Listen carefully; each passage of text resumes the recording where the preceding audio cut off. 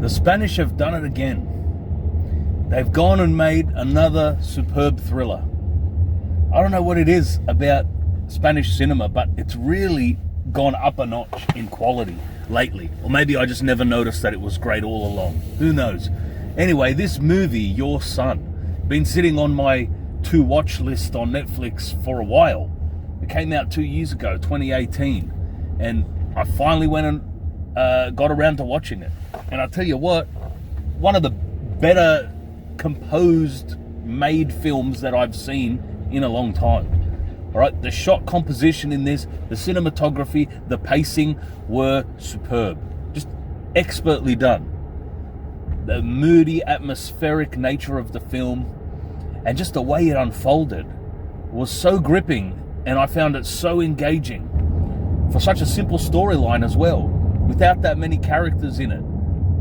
And the central performance of the dad, Jamie or whatever his name was, he was fantastic. And it was I'd say it's a subdued performance. It didn't have that much dialogue really, but it was so emotive with his face. You could see this guy's mental anguish on his face. It was all in his eyes and just his expression. The acting all around was great, but the man who played the father stole the show. And it's a simple story. This guy is a surgeon, a top-class surgeon in Spain there. I'm not sure what city it was set in. Maybe in Madrid, I'm not sure, or Barcelona, I don't know. But either way, this guy is a top surgeon at his hospital, and his son ends up in the intensive care unit because he's been bashed at a nightclub. And this dad, he's not satisfied with the police investigation. It's going too slow, and he wants revenge, man. He wants to find the people that almost killed his son. It's such a savage, brutal beating that it was. And he goes down a dark path. He starts spiraling downwards in his quest for vengeance, and he ends up going to some deep, dark places, literally and figuratively. And it's just done so well. It unfolds in such a exciting and interesting way. And the way it was filmed, it didn't even feel like a movie. It felt like it was real life at sometimes. It felt like you were going along with this guy as events in his life were just unfolding. It didn't even feel like a movie. It was so well done in some moments.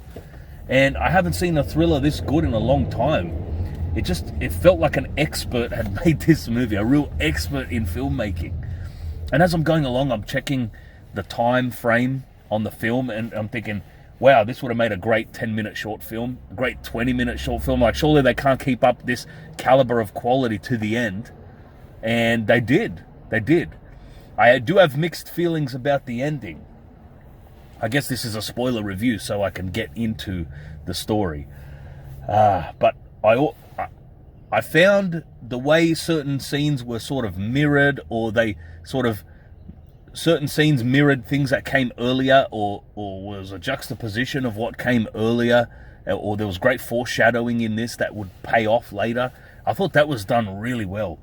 Like, for instance, the scene, it's great how it starts. You just see a day in the life of this surgeon as he's preparing for work, going to work, washing his hands, getting ready, walking into the operating theater and all that. And he saves the life of this kid, and the parents of the kid are sort of lower class, poorer folk, but they're very appreciative to the doctor. And the dad of this kid is very rough around the edges kind of guy, probably mixed in with some shady elements of the criminal underworld. And he offers the dad, you want some goods, something that I can, DVDs, something valuable that I can give you to repay you. But the surgeon probably assumes that they're hot, stolen property, so he doesn't want anything to do with that, and he's just like, no, it's fine, don't worry about it. And later on, the son of that lower class poor man, he has some complications, and the dad starts freaking out, and he's sort of, almost coming to blows with the hospital security, and he's getting hot under the collar. And the surgeon, the main character, Jamie, is trying to calm him down and say, go home and get some rest, there's nothing you can do here. And the man says, do you have children? And the surgeon says, yes, I do. And he says, well, then that there's never, you can't do nothing when your child is in danger or hurt, pretty much. And that comes full circle later, because the dad can't let go of his quest for vengeance. The surgeon, he just cannot let it go.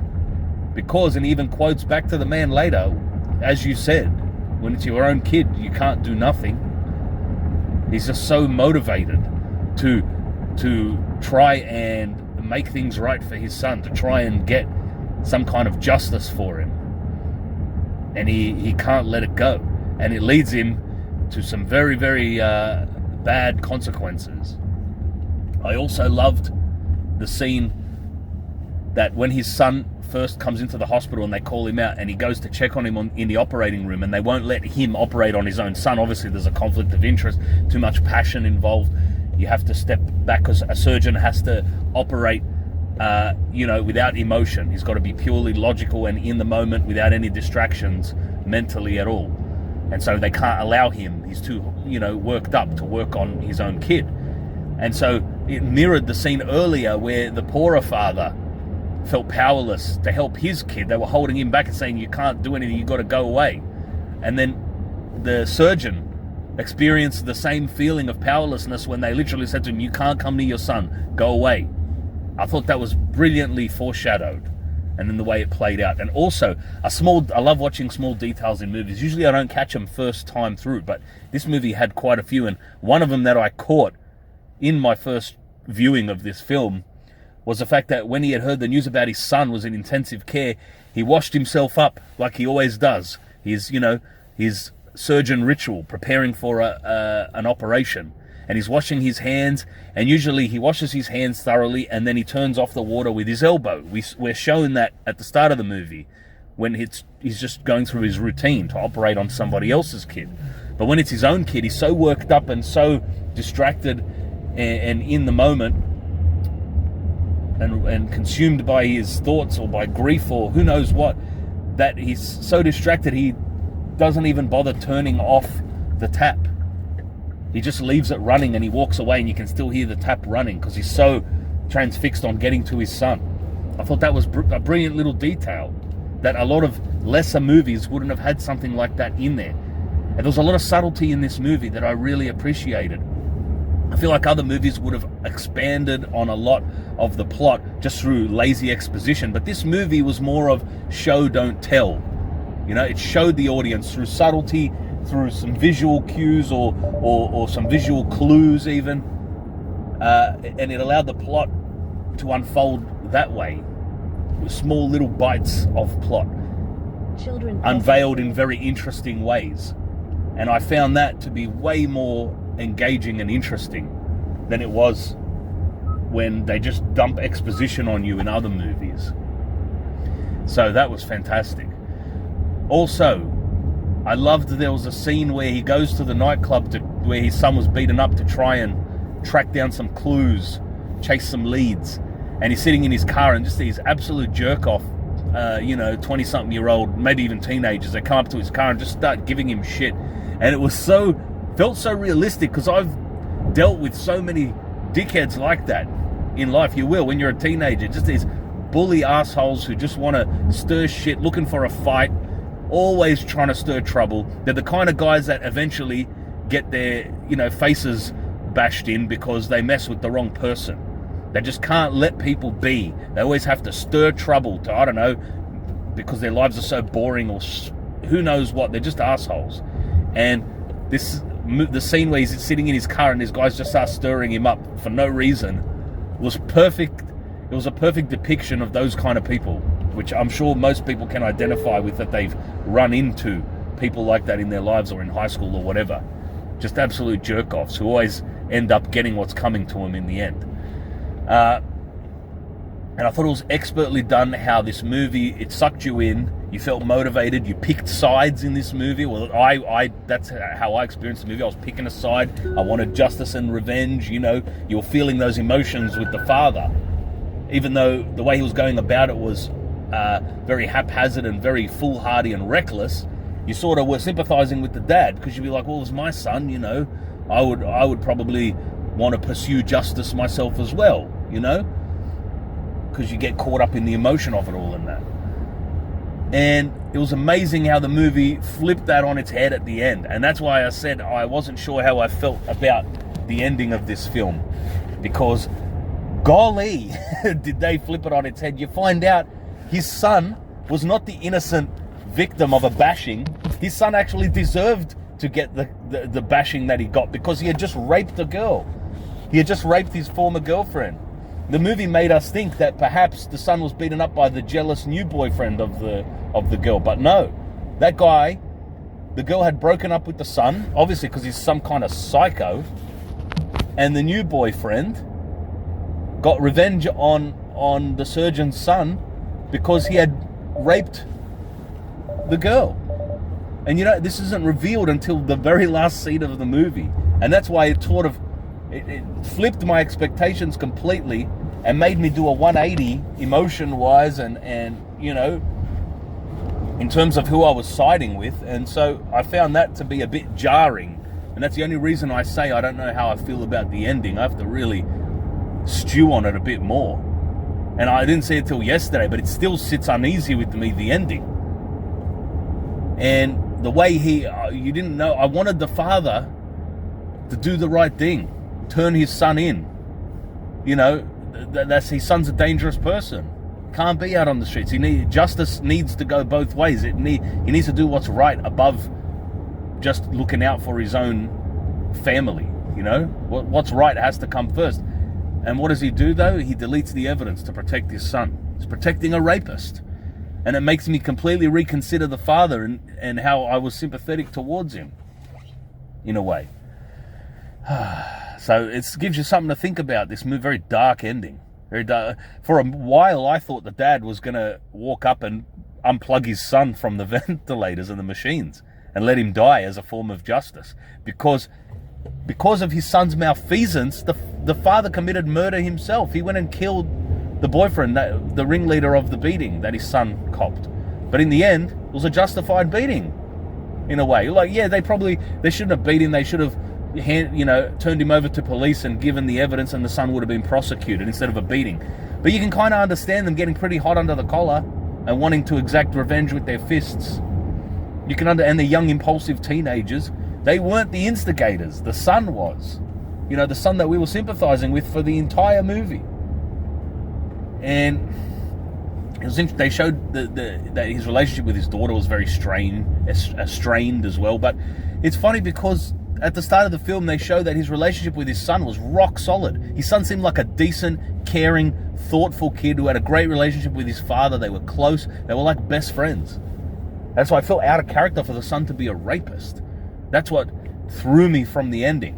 I'd have to say 95% of this movie was superb, spot on. It's that ending that makes me second guess whether I really loved this movie or not. And I think the performance of the guy who played the poor kid's dad, who he ends up enlisting to do some dirty work for him, that was a good performance. And you never know what happened to that guy. He never returns. I reckon he got that guy killed as well, or severely injured at least. And the guy who plays the owner of the club, the dad of the boyfriend that the surgeon, Jamie, ends up murdering in the toilet stall at the end. The guy who owns the club, he was great. He was sort of subdued performance as well. When he turns up at the hospital to give condolences to the son, even though he probably knew the son was a rapist, but he wanted to cover things up for the sake of his business and for the sake of his son, who would have been in legal trouble for the beating, right? So he tried to make peace with the dad. But the surgeon, couldn't let it go. And you can't blame him because he didn't know his son was a rapist at that point. But by the end, he did know. And he did the wrong thing. He didn't own up to what he did. The murder of the kid. And, he could have probably pled some kind of temporary insanity because he thought the kid had almost murdered his own son. So, I don't know how it could have played out. But the ending we got is the ending we got. Very dark. But there's a scene, I have to say, a standout scene that made me sort of just marvel at the mastery of this movie up until that point. And it's the scene where the surgeon goes to check on the missing father of the poor kid who he sent to beat up the son of the club owner. So, it helps to learn names in this movie because otherwise I have to describe their role. It's a real mouthful. So Raul was the son of the club owner. And so Jamie, the surgeon, the father, he goes to check on the guy that he sent to beat up Raul, who went missing. And jumping into the car is the dad of Raul, the club owner. He just jumps in his car, and at first I thought it was the dad of the poor kid jumping in saying, "You left me here to die, what are you doing, blah blah." But it wasn't. It was the dad of Raul, and he doesn't say a word. He just gets in the car and stares at Jamie, and that scene was so unsettling, so tense, but it was done so well. He just stares at him, and the camera doesn't cut, and I'm thinking to myself, unless a director would cut now, he would cut. But this guy doesn't cut. He lets that tension just sit there, and you can cut it with a knife, and they're staring at each other, and then he gets out of the car, and I breathed the sigh of relief. I was like, that was a tense scene. But then he gets back in and smashes the surgeon Jamie's hand with a hammer, and he said, you took it too far. You went after my son, and I can't forgive that. And you can understand his motivation too. But at the time, I was like, I was thinking to myself, about the club owner, you're protecting your son who's an attempted murderer, and he almost beat this guy to death. But in the end, you know that his son was the one who was the more sympathetic one. Raul really was the more sympathetic character, because he was acting on revenge for a guy attacking his girlfriend. So this movie just completely, it took your expectations, and it took your sidings that you had sided with a character and your sympathies, and it fucking flipped them around, shoved them in a cannon, and blew them into fucking orbit. I swear. It nuked your expectations from orbit. Damn this movie. I was loving it up to that point. But it's still, I gotta say, it was masterfully done. The cinematography was expert in my opinion. A lot of people probably watch this and go, "There's nothing special about this cinematography. It's just a camera moving around, blah, blah, blah." But I don't know. For me, I've seen a lot of movies. I've come to really appreciate cinematography, the way the camera moves, the way the scene is shown to the audience. And this movie, for me, did it in an expert way, and it took it to another level that I haven't seen in a long time. And it was just a low budget, thriller from Spain. So that's the movie. Check it out if you haven't seen it. Sorry for blowing the plot if you haven't seen it, but don't watch spoiler reviews if you plan on watching a twisty thriller movie, okay? Very well done. The acting was great. Cinematography was great. And Spanish cinema, knocking it out of the park lately. I gotta say, keep up the good work, Spain.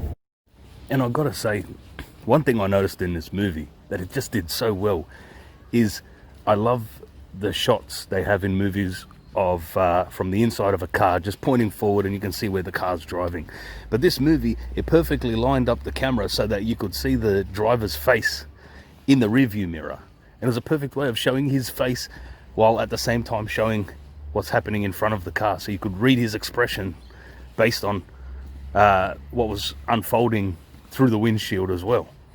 And at first he's just driving to work. That was, nothing special happening. But later on, they use that same sort of camera angle to show him chasing the guy on the motorbike. And for me, it just upped the intensity and just made it that much more so that it felt like you were there with him. And I love that camera angle when they show the from the inside of a car out the windscreen, from behind the driver's shoulder. I noticed a lot of thriller movies doing it lately, and it's been done before in the past, but when it's done well, I love it, especially in a rain scene. And there is a rain scene in this later when he's in the car and he goes to drop the dad of the poor kid off to do his dirty work for him, to go beat up Raul. And it just added to the atmosphere and the sense of dread when you have the rain falling. Just expertly done, very mood setting in this movie. And so it's done so well, the whole movie all around, and I can't praise it enough, except for that ending. Fuck that ending, all right? That's all I've got to say about it right now. But yeah, this movie will it's a roller coaster ride, but an enjoyable one, just for appreciating the masterwork and the expert crafting of the camera shots and the pacing. And yeah, it was just done so well. There's also this great sequence, the one where he attacks the Raoul kid in the bathroom, and you see him building up for the attack, building up, and the tension's building, and then he waits for Raoul to come out of the stall, and then he attacks him with the scalpel, and the camera just stays on the outside as they barrel their way into the stall, and then the door swings shut, and you hear the commotion and all that happening, and the door stays shut, and it's all suggestion. This movie has a lot of suggestion, and I really appreciated that. Sometimes less is more, or you don't have to show everything. Some of the most effective fight scenes or death scenes or moments in films are sometimes when the camera doesn't show it. It pans away and you hear it. Sometimes the sound of something happening can be more terrifying or more engaging than actually seeing it happen. And this movie had that sort of power of suggestion in spades. It was great to see. So it's a high recommendation from me. I thoroughly enjoyed the experience of just enjoying the high quality level of this movie. It was a great experience watching it unfold and being done so well and so professionally. The camera work, the editing, the mood, the atmosphere of it all, it was just all combined for a very great thriller movie experience.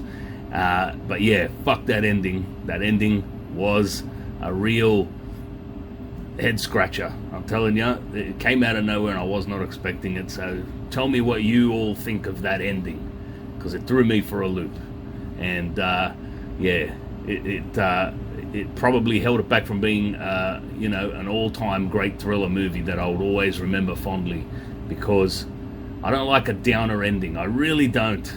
All right, sometimes it's warranted in a movie, but for the most part, I like optimistic, positive endings. And it just threw a sour note on what I feel was, a really, really well done movie up until that point. But anyway, Spanish cinema just keeps getting better and better. So anyway, check it out. It's on Netflix. And yeah, it's a recommendation from me. So thanks for listening this far. Please like, share, and subscribe. Comment. Take care, be good, and I'll see you later.